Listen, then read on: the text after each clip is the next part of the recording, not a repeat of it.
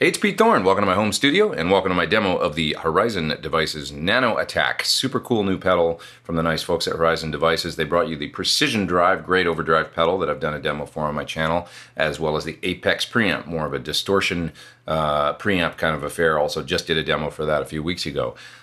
Both great pedals. Now the great thing about that Precision Drive pedal was that it was a super nice sounding overdrive, but it allowed your sound to remain tight even when you were kind of piling on the overdrive and maybe boosting using the volume control on the pedal and the front end of your amp. And that was via a control called the attack control. And it allowed you kind of keep the low end tight. I think what it's doing is attenuating low end. I'm not 100% sure, but it's very controllable. And so you know, one of the great things about an old tube screamer was that they lop off so much low end. That might not work for some people, but if you're running into an old blackface Fender or maybe into a Marshall amp that could maybe get loose at high gain settings, you could use something like a tube screamer to keep it tight while adding some gain and sustain and maybe boosting into the front end.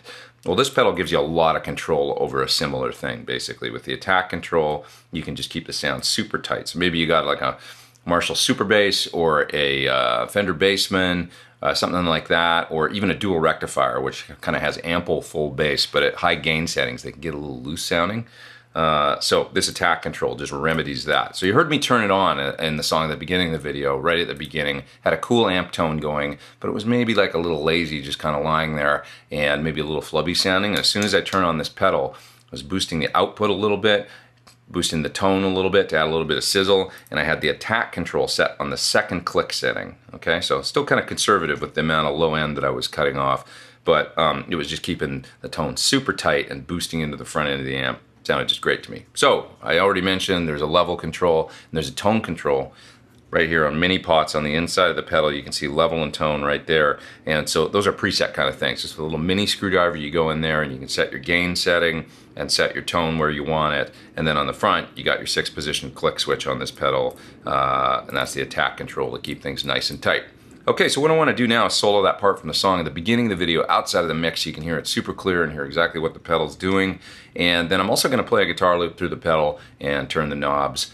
Been on kind of an Alice in Chains kick lately, so I'm going to play an Alice in Chains song and with lots of palm mutes and stuff like that, and I'll tweak both the attack control and the internal pots, and you can really hear what the pedal does. Okay, here we go.